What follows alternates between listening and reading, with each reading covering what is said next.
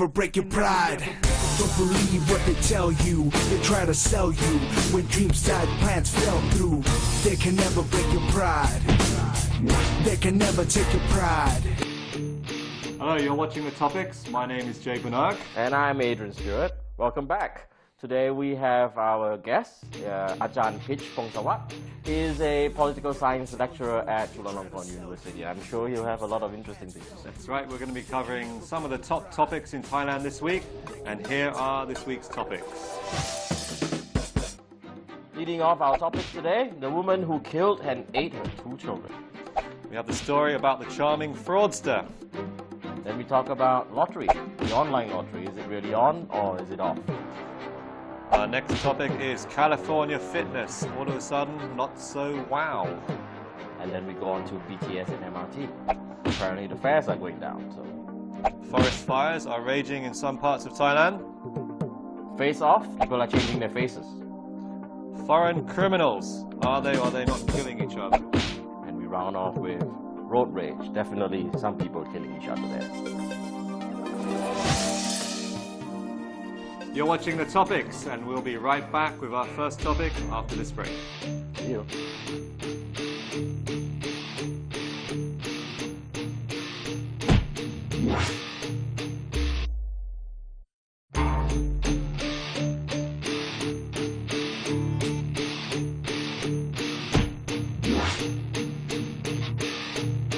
Welcome back, and I'm Adrian. With me is Jay, and today our guest is Adrian Stewart, a political science lecturer from Chulalongkorn University, as well as a TV host of his own program.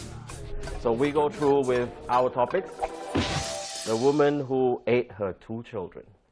There was a story in the press about this lady, a hill tribe woman in the north, who was suspected of actually eating her kids, a 1-year-old as well as a 5-year-old. Did you hear about this, Jake? I did read up a little bit on it. It's not normally the kind of story that I follow because it sounds, this unfortunate lady in the north, in the hill tribe, probably in a remote area, was suffering from some kind of illness for which she needed medication. Her medication ran out, and her husband left her alone for several days to go to town to get some medication for her, some backup medication. Came back, children are missing, and allegedly they found body parts. Body parts. They haven't found the children yet. They found body parts. And the news actually has been on almost all of the Thai newspaper front page. Okay. Right, and it seems to be kind of the issue of this kind of individual lady. Right? Quite a few people, or probably nobody actually mentioned about the facility.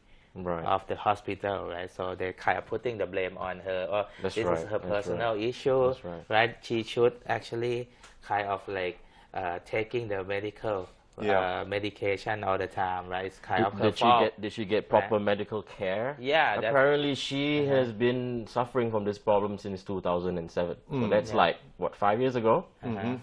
Means that while she was suffering from the kid is 5 years old, right? So while she was suffering from this mental problem and under treatment, she actually gave birth to 2 kids. Yes. Is that normal? Is that proper? Well, I don't know, but I mean, maybe one thing we could surmise is that being a hill tribe person and living in a remote area, she probably didn't have convenient access to medical facilities and probably no proper diagnosis of her medical condition, hence this situation arising. So maybe flip it over the other way. Maybe we should be saying, well, we need to have more mobile facilities visiting these people in remote regions, because it's probably not realistic for them to get themselves down to town or to the nearest city. So the 30 baht healthcare packages are not reaching out to these hill tribes? It's reaching out in terms of a facility, but probably not enough. So we should look at, well, the society should take care of her as well. Well, and what do you get for 30 baht? I mean, you get psychological diagnosis as well? I don't know. Somehow I don't think it covers that. Mental illnesses are covered under the 30 baht gold card scheme. What does it cover, do you know? I don't know. Okay. I'm not, because I do not use that service. As a government officer, we have another service. Okay. Yeah, but I think that's improving, but still, right, with the people at the remote area. I mean, it's a terrible story. The police have yet to confirm that the body parts actually happened that they found that are actually of her children, whether they're human body parts or not. Maybe the Thai press is covering it in a different light to the English language press. Yeah, as you say, right, it's probably more like a very bizarre, very weird news. It's more like another one of those... Instead of the social welfare news. Yeah, right? It's more like another one of those morbid stories that tend to come out of these kind of areas, you know, weird kinds of goings on. Yeah, Hill tribe, black magic, something weird. Well, we don't want the world to know that Thailand is still full of cannibals. So this kind of news should be properly but corrected. I mean, if you're suffering from mental illness, this kind of thing could happen anywhere. The news about the role of women is always the big news, right? แม่ใจยักษ์ in Thai, right? All the time that you always have like a news, you always have news that like what actually women should do with their kids, right? Sometimes you have a news that women kind of like fiercely beaten their children, which is like kind of a moralized news, right? Well, you shouldn't be eating them, that's for sure. That's for sure. That's for sure. Let's move on to the next topic. This charming fraudster, this guy who actually managed to con and steal stuff from 100 over women and actually kept mementos, or what you call it, of his exploits. He had wallets, he had ID cards, he had ATM cards of all his victims. Did you read about this? So he's some kind of weird hoarder of ladies' objects, right? Yeah, apparently he was a jobless man for 2 years or 3 years, and he went onto some web board and started posting things to gain sympathy from people, like you know, I'm gonna die, I'm gonna kill myself. Didn't he say that he was the son of a politician? Yeah. That came after. So he was actually trying to gain sympathy from people, and a lot of women, good-hearted women, and probably also a bit gullible, they actually, you know, got in touch with him to try to make him feel better, right? And in turn, they got ripped off. Right. Well, I mean, the internet, especially web boards, is probably full of people looking for attention and trying to reach out to each other because maybe they're socially awkward, or maybe they can hide behind a false identity very easily. They can create an identity for themselves. But the bottom line is that this guy was sort of soliciting women online, meeting them. He was meeting them. Building up a relationship with them, maybe a platonic relationship with them. Well, he did have 15 of them actually file sexual charges. Oh, really? Yeah, and accuse him of rape.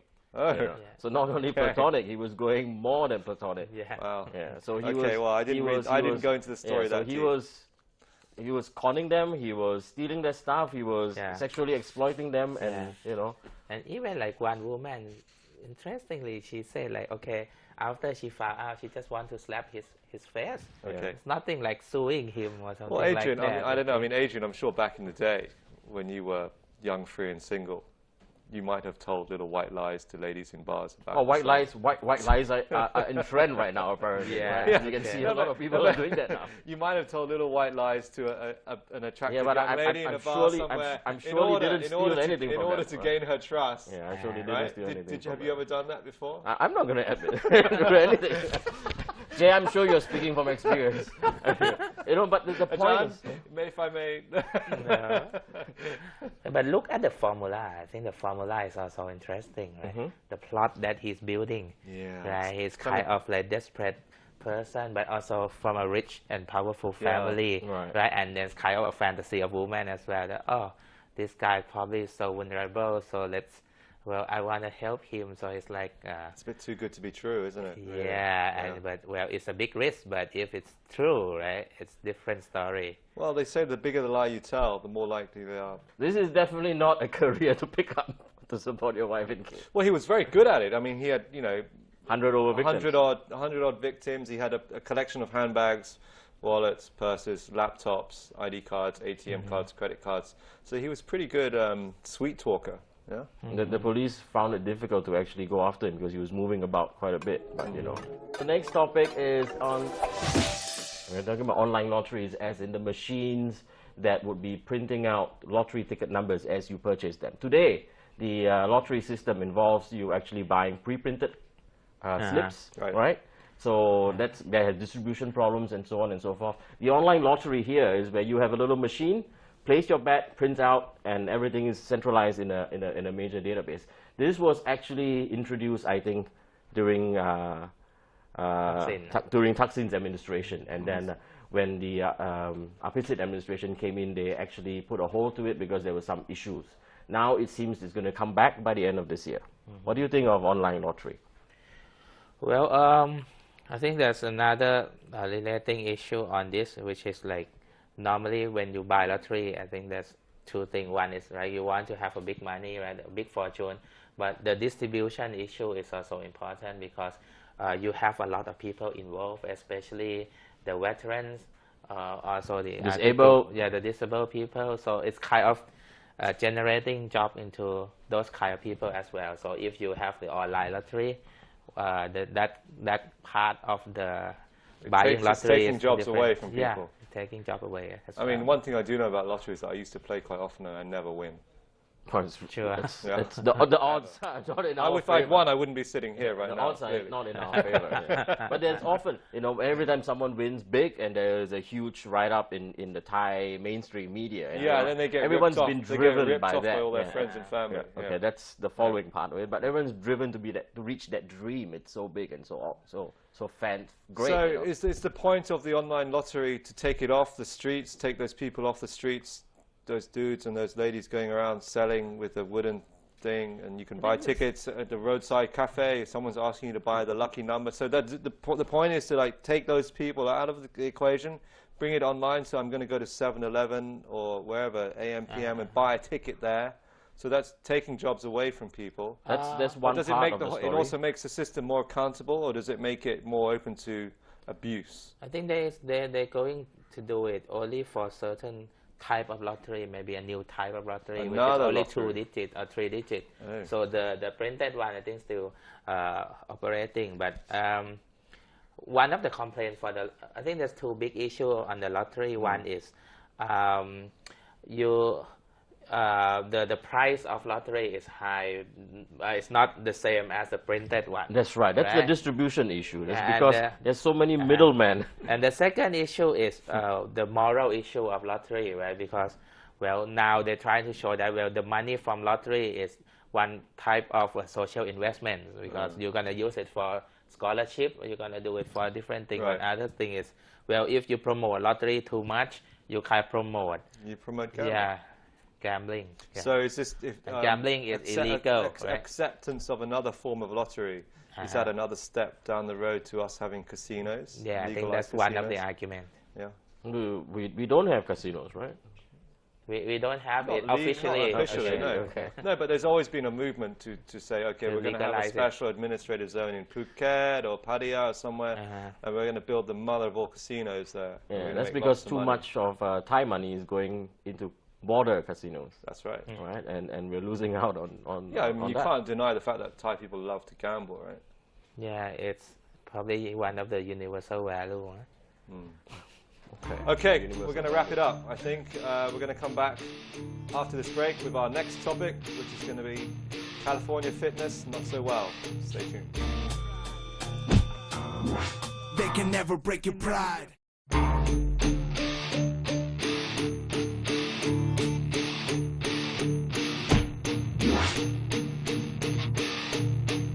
Alright, welcome back, and we're still with Ajahn Pitch, and we're going to address topic California Not So Wow.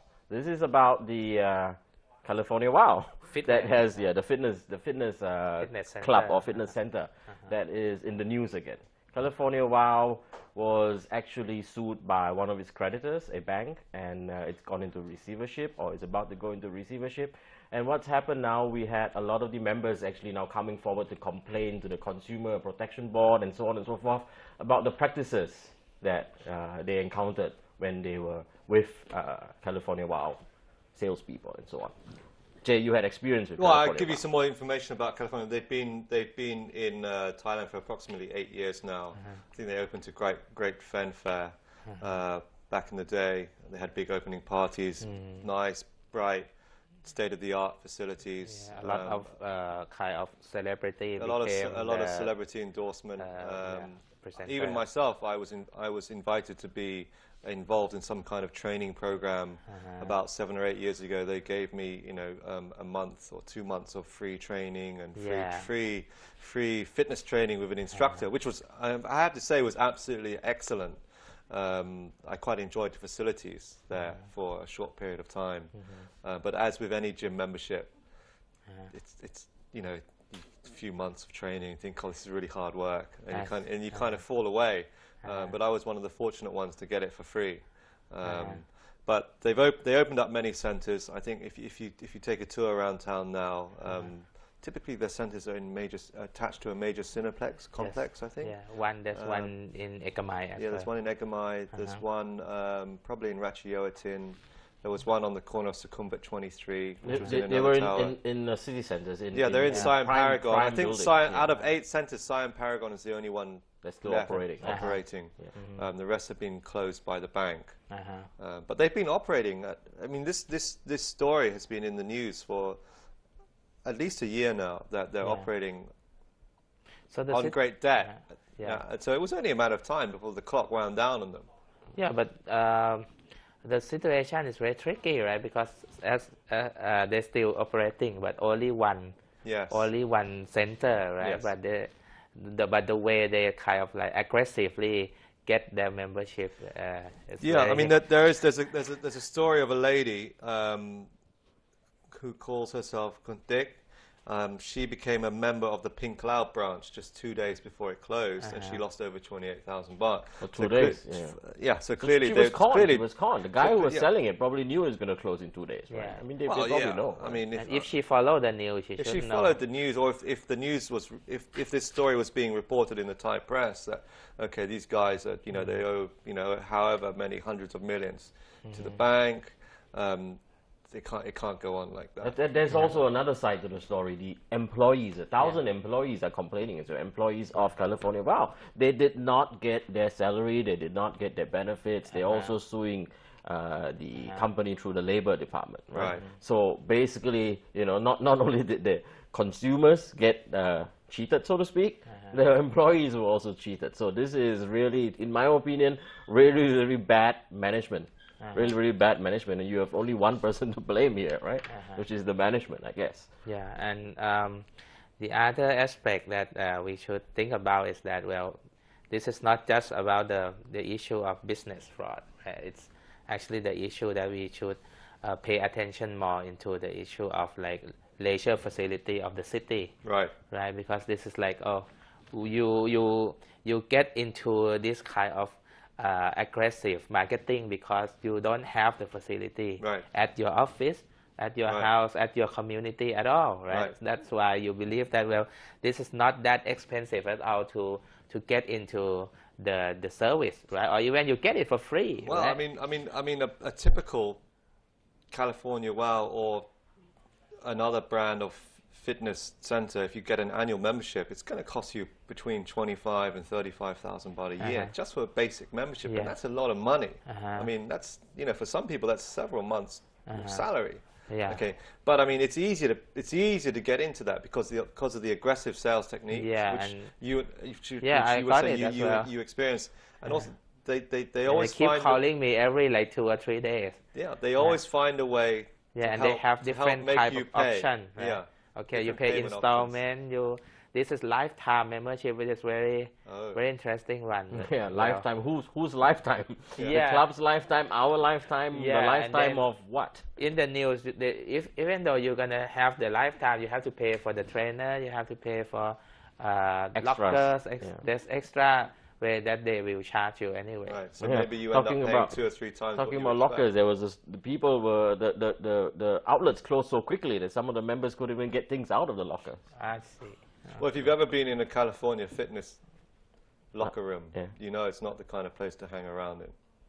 It's very tight in there. Okay, haven't been. I'm glad I was not involved in this. But you know, people joining all these gyms was also part of a trend. There was a big trend to look good, to feel fit, and then, you know, there was peer pressure. People were joining. Some there's nothing wrong with going to the gym. And there's nothing wrong with people opening a gym and selling gym memberships. That's a good thing. I mean, anything that promotes a healthier lifestyle has to be a good thing. you know, healthy body is a healthy mind. Okay, but it's the sales techniques, I think, and the behind-the-scenes goings on. I mean, if these, you know, these gyms, they must have had several thousand members each of them paying an awful lot of money, paying for extras, as you talk about, trainer fees, locker fees. You can buy food and drink in all these places. Some of them even have spas in now that you have to pay extra for. How on earth do these businesses go out of business? I mean, they're taking in a huge cash turnover every month. What exactly is going on in there? Who's responsible for it? I mean, the banks that were extending credit. The banks that are extending credit to these businesses, because don't they have a duty of care and responsibility to the consumer to investigate business practice as it's ongoing? What do you think, Adrian? Yeah. The banks have to investigate. I don't think it's the duty of the banks to actually investigate a business practice. The bank looks at, you have a good cash flow, you've got money, and you've got experience running. So they extend the credit to you. But California World hasn't. I mean, it's been running in the red for many, many months. It's been in the press, like, okay, they've got this amount of debt, the bank is warning them, and this has been going on for months. My concern is not about the bank, but it's about the whole system of consumer protection. That's right. Right, because this is so passive system that you almost have to wait until it closes so that you can start to investigate it. You have to wait till the horse is bolted. Yeah, before you shut the door. The point is the news always around, the rumors or the skepticism about this issue has been around for a year, right? So the media or this committee should be able to like start investigating the case earlier than this, right? Why didn't they investigate earlier? Well, maybe that's, who knows. But I mean, I think particularly with businesses and gyms in particular that operate on this business model of aggressive sales techniques, pumping clients for money, locking them into long-term memberships, they have a natural lifespan of 7 or 8 years before everything goes down the plug hole. I think this is not the first time it's happened, particularly in Asia. I think if the Thai media had done a little bit more investigation into it, they would find that this is a sort of a replicating business model that happened somewhere else and then probably moved over here, screwed a whole bunch of Thai people, and has now moved on. Okay. Yeah. But I mean, if we could just rewind quickly to another topic, a similar topic. I mean, I see plenty of open spaces all around the city, which are walled in, disused properties, derelict land that could be used as parkland, public fitness facilities. I mean, Lumpini Park is great. They do, I mean, and places like Lotus Express, Lotus Tesco car park where they do free aerobics in the evening. Yeah, but back why don't we use our public spaces? Yeah, but the problem is a lot of public space. The idea of this facility has been bureaucratized in the sense that it's closed at 6 o'clock or 8 o'clock. Yes, that's right. California World is closed at probably midnight. So lifestyle of the people well, change. Floodlight it then. Put floodlights up. Yeah. Yeah. Well, I've seen some of these parks. They had some good equipment there. I used to bring my son cycling in one of the parks. Yeah. But the gates were half open, as though like you're not sure, is it really open or is it not open? It's like the guy was running there doesn't want people to come in because that means more job for him. Yeah. And it closes at 6, right? I mean, who has time to go exercise? Oh, I know a close personal friend of mine took his children cycling in Suan Rot Phai, the park next to Jatujak. Right. Okay. And he was cycling in there on a Sunday afternoon, and there's a road within the park that people can drive you can even rent a bike there. You can drive in it, and there was a drunk man driving his Toyota on a Sunday afternoon in a park. Nearly ran over my friend's child. My friend cornered him at the gate before he could get out, pulled him out of the car. He was blind drunk, and the guards said, "Oh, mai pen lai, nit noi," and let him go. I mean, what the hell is going on here? Yeah. And then the guy got in his truck and drove off. So no wonder so many of these fitness centers can actually succeed here because of all these problems. Maybe we do need the fitness center. Maybe we do need an honest fitness center. Or we need an honest fitness center. Yeah. Okay, should we move on? Yeah. The next one. The next topic: BTS and MRT. Okay. All right, BTS and MRT fares are going to go down. Apparently, the BTS and MRT will actually start charging people 20 baht now. In about 3 years. That's great, it's cheap, it's good. This was, I think, part of the election promise for the current government. 1 year ago, I remember a poster where the Prime Minister actually stood in front of and said MRT 20 baht. So 1 year later, it's still not 20 baht, and it's going to be 3 years later now. What do you think? The problem now is that not even going down to 20 baht, I paid more. It's not 20 baht now. I paid more now because I paid 50 or 55 baht because I live in Lasan area. It's the extension, the 5 station extension. So actually, if you really calculate the distance, right, from Baling to Siam Square, it's actually shorter than from On Nut to Morshit. But if you take On Nut to Morshit, you only pay 35 baht or 40 baht because it's on the old deal. The old track. Right, yes. The old track. But now I actually pay more. Well, this is because we have multiple operators. Yeah, that's the problem. So it's a bureaucratic screw-up. Yeah, this is a very daydreamer for me. Yeah. Daydream, yeah. Well, but I mean, how much? Okay, Adrian, how much do you pay to get into work from where you live? Now? Yes. I mean, how much I pay now or how much I want to pay? How much do you pay now? I pay, I think 50 baht. 50 baht. And if you wanted to catch a taxi, how much would you pay? The taxi is more, for sure. Do you know how much? The taxi is 120 plus the expressway. Okay, so at least 3 times more. Yeah, but the second point from this issue is that I think now people are so obsessed with thinking that the BTS and the MRT will be extended into their place. But I think the good system actually around the world is that, well, having a good infrastructure is one side. The other side you really need is a good planning system. Yes. Otherwise, you keep extending the BTS further and further, right, without really rationalize the space, right, so that, well, the poor will believe that one day the BTS will get into their house, and they're going to buy the space very far away from the city, and the space in the city hasn't been utilized fully. Right? And then you will see that now there's not really much development in Sukhumvit because people moving away. And well, property prices are too high in Sukhumvit. Exactly. Yeah, but we should talk about low-income housing as well. We should talk about how to really use the space of probably public space or the space from government office, right, that they own a lot in the city and do public housing there, or do kind of land sharing. You can have the 4 floor for commercial use and then low-income housing as well, things like that. Okay, I'm very sorry, John. We're going to have to wrap this up now for a break. I think what we'll do is we'll come back after the break and we'll continue this topic because it's very interesting. Okay, so thanks for watching. We're going to carry on. We're going to go to break now, and we'll be back with a little bit more of the BTS debate and our next topic, which will be face-off. Stay tuned, don't go away. They can never break your pride.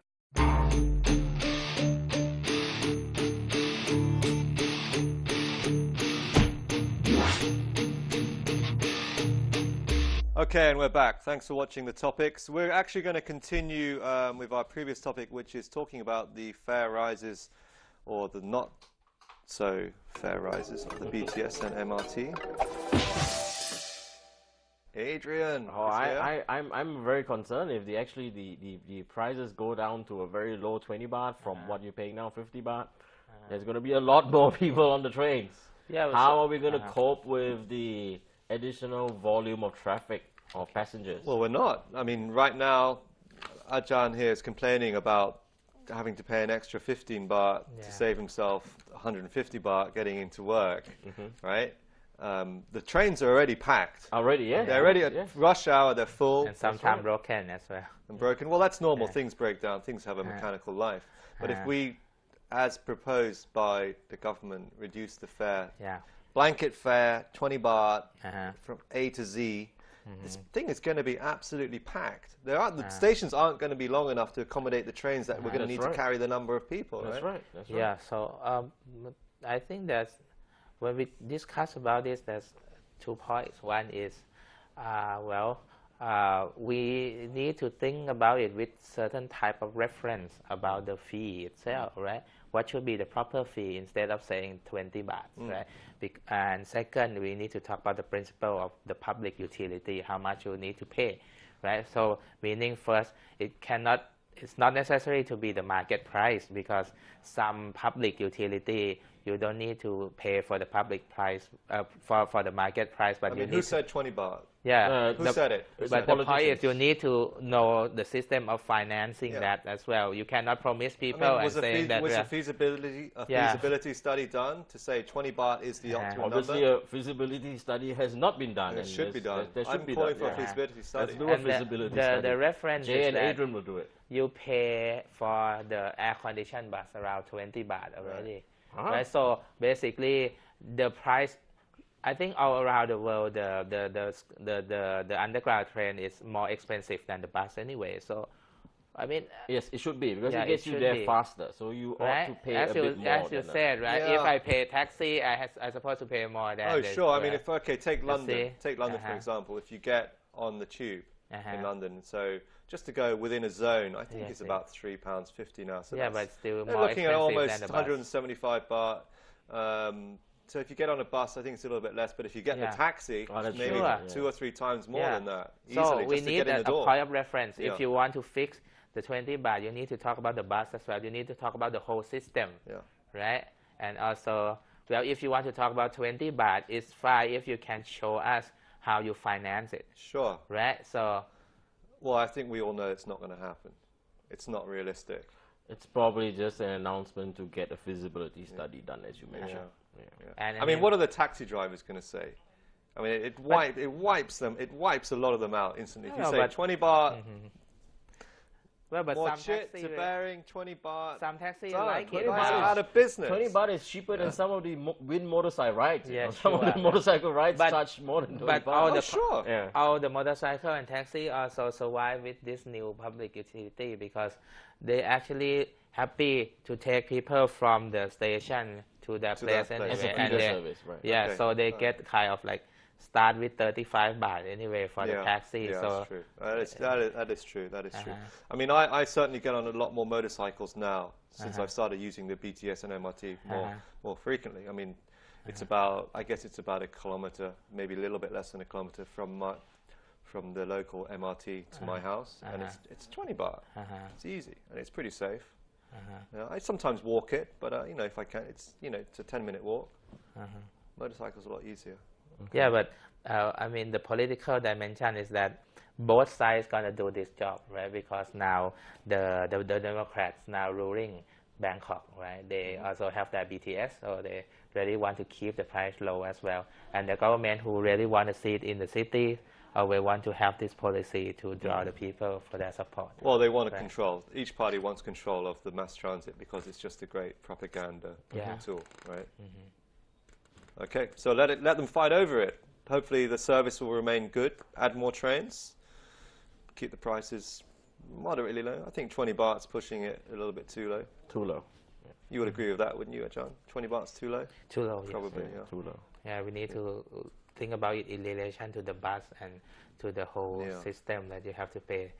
If you don't pay the real price, you have to know where they get the money to pay for you. Oh, they're going to get it from the money, taxpayers. Yeah, the money could have been doing something else, which probably more sustainable and fruitful as well. So we need to think about the whole system. Perhaps in terms of fighting forest fires. Okay, right. I think we flogged this. We probably flogged this one to death. We will continue to monitor the MRT and BTS story. Let's move on. We're going to talk about forest fires, which are currently raging in the south in Nakhon Si Thammarat province. 3 weeks of fires and hundreds of people trying to put it out. The thing is not about the fire itself, but what caused the fire, right? Was it drought? Was it people? Was it bad management? The fire is burning in a protected peat swamp area, right? So there's underground fires, there's fires on top. But apparently, people are deliberately setting these fires in some cases because they want to actually destroy the area and move in to use it to do something else. So it's protected forest land or bog land? It's protected forest land or at the boundary of protected forest land between palm plantations and the protected forest land. So people are burning for clearing and whatever else, So do you have any thoughts about this? That's one big debate on the field called political ecology because, well, on the one hand, you always put the blame on the one who set the fire, right? But on the other hand, you also think about the structural issue of the demand of the land from the city that push these people to expand into the public land as well. So it's depend on which level that you want to put your blame on. So you want to put the blame on the one who set the fire, or you put the blame on the whole issue of the pressure on the expansion of the private land as well. Okay, which comes from planning, right? Planning from the demand of the people of the city, that they need more lands or that they need more energy. So now palm is one of the big profitable business, right? So everybody need this kind of product. They need more land to put palm so that they can supply the economy so that we can all have fuel and whatever not, right? So okay, so it's not, don't blame just the people who caused the fires, but blame the bigger picture. Like, it brings us back to the first topic about the woman who ate a child, right? Don't blame her. Look at the bigger picture, which was medical care and so on. Look at two sides. Okay, there's always two sides or more to a story. Okay, let's move on then. Face Off is our next topic. Face Off, Adrian? Face Off. This was a movie, right? It was a movie called Face Off. Nicolas Cage, John Travolta. Right, very, very old. John Woo's the director. It's a good movie. It was a good movie. It was a good movie, right? About people changing their faces or something swapping like faces. That's right. So a lot of people are swapping faces now. They're doing stuff to their face. I don't think they're swapping. They're just trying to.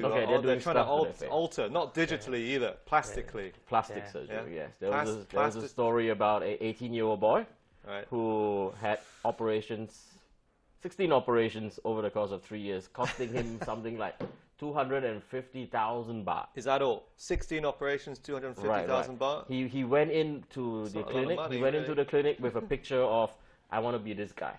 And it was a singer. It was John Travolta. Singer. It was a good-looking singer with a good nose. A big nose or a good nose? The story is this. The story is very interesting. This 18-year-old kid, he started surgery when he was 15. Okay. Did he get permission? Where did he get the money from? That's very interesting.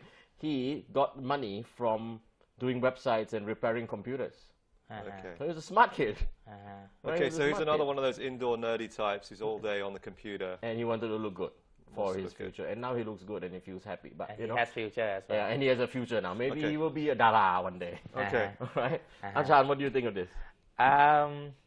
One interesting point from the news is that the clinic that did this never asked him for his age. For his age or anything, right? And second is that this is the newest part of the poll that now it's become not just this case. Is actually this case is an example or is a sample of the big popularity of this issue among the college kids. Right. And you teach, right? So I'm sure you have more relationship or experience with college the kids. issue is so complicated. It's not just about a student just want to be like someone, because the case I face is that even among the student who actually in need of financial support, right? The poor student, some of them actually doing this kind of surgery as well. But I mean, they got the money from the relative. Why can't people just be happy in the bodies they have? I mean, why do they need to alter their physical appearance to be socially acceptable? That's ideal, because it takes time for them to get accepted, right? But if they change this one, suddenly they have their confidence and the world like them. So why can't kids just be happy with what they have? I mean, I don't know. Well, I'm happy with what I have. Yeah, I'm very happy with what I have. I'm happy, and I'm definitely against plastic surgery unless required for medical reasons. So is that our concern as well, that we need to really come up with more alternative activity for them so that they can feel like they have more space for them. Like, if people kind of adore him because he's good at fixing computer, which is okay, right? Sure. So there should be that kind of space for him so that he can be accepted. Okay, so you've been a lecturer for how long, Ajahn? 15 years. 15 years. So 15 years ago, was this kind of attitude and behavior prevalent in university? Not much, but because the technology is not the same right now, right? But you have technology, you have a lot of example from all the Korean stars as well, or even the Thai stars as well. But we see it, right? We see this kind of behavior manifesting itself in other ways through material items. Like used to be like, okay, students brand name bags, and going for iPhones, or technology, or handbags, shoes, one cars. thing more than what you have or what you can is afford. Plastic surgery the new? Is that the new thing that these killers are going for? Yeah. Yeah. A little bit of that. I mean, they feel very confident. So then what happens if you went to a clinic that didn't do a good job and you end up having worse problems, like your nose sinks in someday or drops off? There's a lot of that news, but that news never stops people. Never stops and never puts people off. Are some of these clinics regulated? Well, I mean, breast enhancement surgery, for instance, they know now that some of the products being used to enhance the size of people's breasts can give you cancer. They can leak, they can burst, they can kill you. But it doesn't stop people from doing it, right? It's an interesting topic. We can go on forever, but time's up. We've got to move on. Okay. So we're going to go for a break, and when we come back, we have a topic about foreign criminals. They can never break your pride.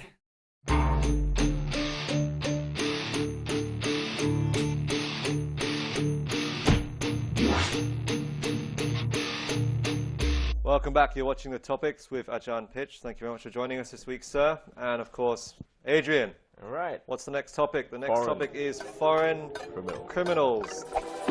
Foreigners involved in some crimes. They're not criminals, okay? Let's not call them criminals. Yeah, there were some crimes. There were 3 stories, right? One, this New Zealander was killed in a bar fight by a Swedish guy. Kiwi killed by a Swede, right? A Kiwi killed by a Swede. Okay. And there was a British man selling drugs in Pattaya, right? And naughty. And a Ukrainian who actually took a driving test for a Russian. So there was this. A Ukrainian who took a driving test for a Russian. Yeah, trying to pass off as a Russian. How can you know they're Russian or Ukrainian? Yeah, I don't know. Is this the most bizarre story of the day? There were just 3, and we picked it up and they said, there are crimes committed by foreigners. There have always been stories about crimes against foreigners. There's nothing unusual. I mean, foreigners do commit crimes I'm as sure. well. Yeah, I'm sure. There's a lot of crime in foreign countries. Yeah, okay. Yeah. So that's where the tourist police comes in, right? So what's the role of a tourist police when you have foreigners getting involved in crimes? Yeah, well, I don't think tourist police is the one who really need to deal with the job, because foreigners travel everywhere, right? Yeah. So I think regular police should be capable of dealing with the issue. I thought it isn't the role of the tourist police just to prevent crimes against foreigners, not investigate. Actually not, because sometimes the tourist police are the ones who actually go out to arrest foreigners. Yeah, but that's a lot of experience. If you have a foreigner friend, or maybe including you, right? If there's a saying among the foreigner that, well, if you drive the car, right, and if you have a problem with the police, you just speak English. If you speak English, the police won't deal with you that much, right? If you're not like hitting someone, right? If you're just like violating the traffic law, that's kind of thing. Is that true? Really? I thought if if 2 motorcycles go by a policeman, one with 8 people on it and one with a foreigner with no helmet, the policeman will stop the foreigner with no helmet. I think, Ajahn, you have problems. There's a flip side to that. If you just speak English to them, they'll ask you for more. Exactly. Apparently, in my experience, I was in the provinces when I got stopped, and I actually got a discount because the guy said my Thai was too good. Oh, really? He gave me a discount. Yeah. A discount from what to what? From 2,000 to 1,000? No. What? That's not a discount, Adrian. Okay. All right. It was a discount. Well, anyway, let's get back to the topic. I mean, there's millions of foreigners here, expats living here, long-term residents, people coming here on holiday. Sooner or later, there's going to be some violent kind of crime. I mean, now they even have their own system of regulating among themselves, right? Yeah. They have the mafia. That's what we've heard in Pattaya, for instance, right? And also, I mean, 2 dudes going at it in Pattaya in a beer bar, one of them getting killed, getting bashed over the head with a bottle, whatever, getting pushed over, knocking his head and dying. Probably happens every day. No, I don't think it happens every day, but if you're in that kind of environment, you've had too much to drink, you know, bar environment, people are always fighting. Especially you get a couple of big burly guys like going at it, it's going to happen. Yeah, it's not so unusual, is it? Yeah, but also the way you basically doing the marketing of your own country, right? When you promote tourism in this way, right, instead of like kind of eco-tourism or cultural-based tourism, right, you end up having this type of people coming anyway. Also, the quality of tourists is also of concern. Well, well, I mean, people don't go to Pattaya for cultural and green tourism, do they?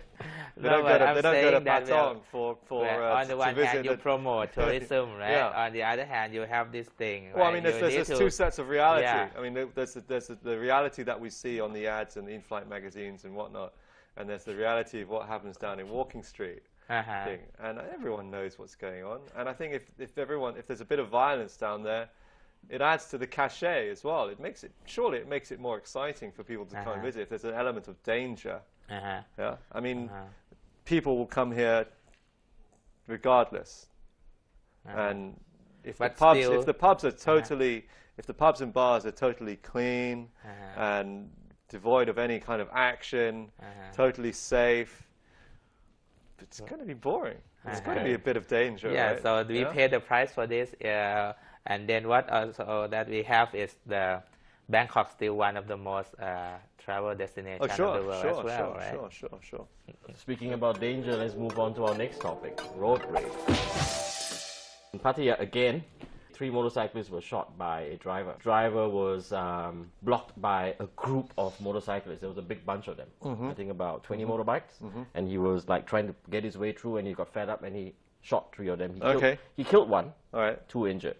That's one incident. And there's the other incident, now identified as a road rage incident, where a son of a member of parliament was actually killed in this thing, right? Yes, this is front page news for the last couple of days. Right, so, you know, it's dangerous, it's a problem, it's something that we face every day. Well, was the incident in Pattaya where a motorist shot and killed? The guy was just fed up that his road was blocked.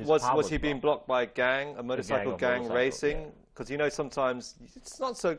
You don't see it so often, but before you see it quite a lot. A huge number of motorcyclists, young kids on motorcycles, racing around. They used to come the wrong way down the street sometimes on Ramaphore Road, racing each other. Yeah, but you don't. Police nowhere in sight. When these gangs used to race late night in certain areas of Bangkok, they used to do it frequently on certain hotspots where the road is particularly good for racing. It's been said that residents used to string a steel wire across the road to kill or maim them or put them off, and some residents even used to come out and shoot guns at these kids. Okay. And I'm sure this probably added to the excitement for the motorcycle races as well. Okay. What do you think, Ajahn, of this shooting of people on the streets? Jay sounds to be pro shooting. No, I'm not saying that. But what I'm saying is that if you're young and you're dumb and you've got a motorcycle, maybe you've had too much to drink, maybe you've been taking some kind of speed pills or something. You're going to go out racing a motorcycle. This is what they do. Okay, this is how they get their excitement. This is how they relieve the boredom and you know the monotony of their lives. They go out racing at night or every Friday night. If there's a guy it's like the park warden trying to chase you out of the park. If there's somebody there to chase you and make it a little bit more exciting, then it heightens the excitement and the pleasure, right? Actually, there's also a change of law for the past 10 or 20 years. I mean, in the old day, when you the motorcycle for the kids, you're not allowed to have it more than 80 cc. Right. But after the big boom of motorcycle, because this country is also an export country for motorcycle as well, and also the local consumption, they changed law. So now youth has more access to the very strong engine motorcycle. How easy? I mean, you drive. Of course. I drive. Ajahn, do you drive? Yes. When you're not using the SkyTrain or the motorcycle taxi, you drive. It's very easy to lose your temper. I'm sure. With someone on the road because people's road manners are getting worse. Motorcycles are going left, right, and center. This and that. You know, they might as well just jump straight over your car. It's very easy to lose your temper. It happens to me all the time.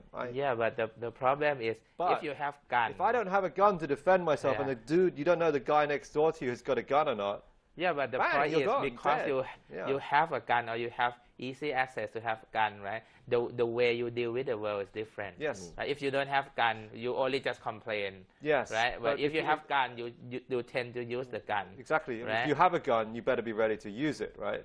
Otherwise, there's no point having it. Okay. Well, why so would you have a probably gun? there's no point to have it. You have a gun to protect yourself. Well, no, but clearly people... the guy who cut into your lane is not trying to harm you. Clearly people who have guns are using them, all right? They're in their cars, they're getting angry. I mean, say, for instance, you were driving, okay, and you happened to have a gun by accident in your car, or there was a gun, your passenger had a gun with them, and you got cut up really badly, or someone made a rude gesture at you, and there was a gun there. Your blood might suddenly boil, you might go totally red, okay, Ajahn, and you might pull out the gun, and in a fit of rage, brandish the gun, and it might accidentally go off. This could happen quite easily. I mean, I'm sure people that carry the gun in the car they don't set off in the morning to kill people. But we are talking about... But if they have the gun, they lose their temper, they think, okay, I've lost face, I'm going to solve this situation right now. Yeah, bang. We are talking in the country where having a gun is illegal. Exactly. It's not illegal to have a gun. It's regulated. You can get a license. Regulated. You need a license, but normally you can get a license to carry the gun on your person, concealed weapon in private here, can't you? No, even but you need permission. It's not that easy, but some people probably find it easier than some other people. Right? Oh, I'm sure. No, even students had guns. I bet you we could go out today, all three of us go off in separate directions by the end of today, and we could all come back with a gun easily. A bullet. Or a bullet in your head. I mean, it's a terrible, terrible thing that someone would get shot in a road rage incident. It just doesn't make any sense. Yeah, it doesn't. So what you're saying is that we should have the new promotion on the traffic law, saying that instead of like obeying the law, it said okay, better drive well because someone probably have a gun. Yes, I think next so. to you. I think. I mean. Don't overtake the guy. There's so little discipline on Thai roads already. There's so little enforcement of the laws. People have such disregard for road laws and road safety. Okay, it's only a matter of time before you come up against someone who's not going to give way, who has a gun. So just let them go. No, you say protect yourself. Yeah, absolutely. So for the next time you have to buy a new car, they should have a promotion that buy car bulletproof windscreen, bulletproof or having a gun. Yeah. I'm not advocating gun crime, if that's what you're trying to say, Ajahn. Okay. I think I'm just saying you have to be careful out there. If you're a simple motorist, or if you have the tendency to lose your temper easily, be careful out there. We could talk for hours on this, but we're out of time and we have to end now. So thank you very much, Ajahn, for coming on our show and sharing your insights. They were very, very interesting as well. So this wraps out our show for today. You can actually catch us on Facebook.com/The Topic. We would like to hear from you on what topics you would like us to talk about in our next show, and also catch up on our YouTube channels. Right? So I'm Adrian, and with me is Jay, and we'll see you again. Goodbye.